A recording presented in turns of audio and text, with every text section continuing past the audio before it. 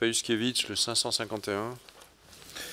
Merci, Monsieur le Président. C'est le petit-fils et arrière-petit-fils de mineurs qui porte cet amendement qui vise à régler la problématique de la redevance communale des mines dont la répartition est devenue aujourd'hui complètement obsolète. En gros, ce fonds est scindé en 3 fractions. La première, à hauteur de 35% pour les communes sur lesquelles se situe la mine. La deuxième fraction, bien plus petite, de 10%, se fait en fonction du tonnage. Et la troisième fraction, c'est celle-ci que je souhaiterais modifier. Cette fraction de 55% est répartie chaque année dans les communes dans lesquelles les ouvriers, les mineurs, sont domiciliés. Or, s'il y a des décennies, les mineurs habitaient à proximité immédiate de l'exploitation, ceci n'est plus vraiment le cas aujourd'hui. Citons Nancy, une commune de près de 110 000 habitants, qui pourrait percevoir une partie de cette redevance du fait que 15 mineurs habitent sur son territoire, alors qu'il n'y a évidemment pas de mine sur cette commune. D'autres départements que la Meurthe-et-Moselle sont concernés, la Moselle, la Meuse, la Côte d'Or, les Vosges, mais aussi la Martinique. En modifiant le seuil de répartition de cette troisième fraction au prorata du nombre d'ouvriers travaillant dans la commune d'exploitation et non plus en fonction du lieu dans lequel ces ouvriers sont domiciliés, cet amendement, s'il devait être adopté, permettrait une répartition plus juste et adaptée à la vie moderne, si je puis dire. Précision au fait que cela ne coûtera pas un flèche de plus, comme l'on dit chez nous sur notre territoire. Très bien. Monsieur le rapporteur. Je ne vais pas le faire en allemand. Pardon ? Non, oui, mais très bien. Moi, ce que vous proposez dans cet amendement, c'est de modifier par la loi le BOFIP. Parce que les dispositions dont vous demandez la modification sont des dispositions à caractère réglementaire, ce qui pose quand même un léger problème.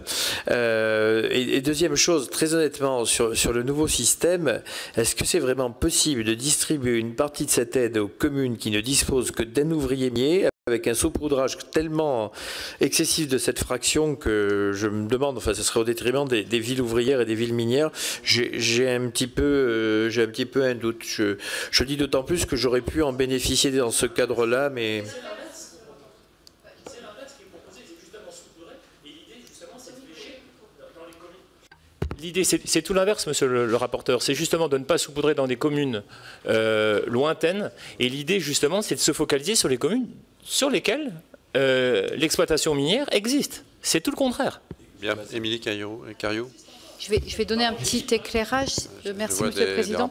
Donc, effectivement, c'est l'inverse. Hein. C'est-à-dire que là, aujourd'hui, cette redevance, elle est distribuée à des communes où se situe le logement des mineurs et pas sur les communes minières. Alors, moi, je trouve que c'est un amendement intéressant. Cela étant, moi, alors, à titre purement personnel, puisqu'on vient d'en discuter, je trouve que il y a un petit défaut, c'est que tel qu'il est rédigé, l'amendement s'appliquerait également aux hydrocarbures liquides et gazeux. Donc moi, ce que je vous propose, c'est qu'on revoie la rédaction de l'amendement, qu'on le redépose pour la séance, pour en discuter avec le ministre. Mais moi, je pense que c'est quand même un amendement qui se regarde de près et qui est très intéressant. Demande de parole, Monsieur Bazin. Merci beaucoup, Monsieur le Président, Monsieur le rapporteur, mes chers collègues. On est sur un sujet qui revient chaque année, puisqu'on avait déjà eu le débat. Moi, j'avais déposé un amendement similaire lors d'un précédent PLF, où à chaque fois, le gouvernement nous dit, au banc, Monsieur le rapporteur, attendons la réforme du Code minier. Et c'est un vieux serpent de mer, et la réforme du Code minier qui était promise au premier semestre, on ne sait plus trop si elle arrivera, et on risque d'avoir cette même réponse lorsqu'on va, la semaine prochaine, évoquer le sujet. Il faut qu'on soit franc entre nous. Ensuite, il y a une question sur cette réflexion, c'est l'étude d'impact, puisque aujourd'hui, on a une concentration sur certaines communes qui ont un certain nombre d'habitants, et des communes qui, historiquement, souffraient des externalités négatives dues aux mines, et en même temps bénéficiaient des externalités positives grâce aux dotations, grâce à la présence sociale, il y avait un certain nombre d'œuvres sociales. Aujourd'hui, sur un certain nombre de communes, elles sont basculées à 9, 8, 7 personnes qui relèvent du Code minier, ce qui fait qu'elles ne bénéficient plus du tout de cette dotation. Et en fait, on ne se retrouvait pas du tout sur des sommes ridicules, parce que c'est des sommes qui, pour les budgets des communes, sont quand même assez assez importante. Donc je pense qu'il faut le regarder, mais avec une véritable étude d'impact sur les gagnants et les perdants, de manière à ce qu'on prenne à la fois le nombre d'employés, mais aussi l'impact territorial.